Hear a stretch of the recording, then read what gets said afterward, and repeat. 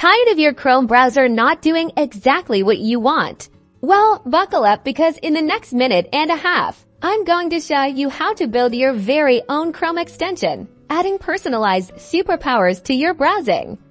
We're going to cover the foundational steps. First, create a new folder on your computer for your extension. Inside, you'll need 3 essential files: Manifest.json, which tells Chrome about your extension; a JavaScript file, often named backgrounds, to handle background processes; and an HTML file, like Popup.html, for your extension's user interface. Open the Manifest.json file and add basic information like the extension's name, description, version, and importantly, define the permissions that your extension will require to function. This is crucial as it tells Chrome what your extension is allowed to do.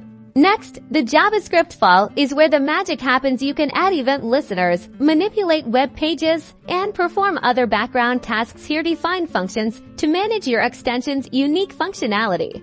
The Popup.html file defines the user interface that appears when the extension icon is clicked. Design your pop-up with HTML elements to display information, interact with users, or trigger your extension's actions. Now, open Chrome and type Chrome extensions into the address bar, then enable developer mode in the top right corner. Click the Load Unpacked button and select the folder you created for your extension. Boom! Your extension is now installed. Its icon should appear in the Chrome toolbar. Click the icon to open the pop-up and test your functionality. Remember, this is just the beginning. You can continuously update your extension and reloading it on the extensions page you were on before.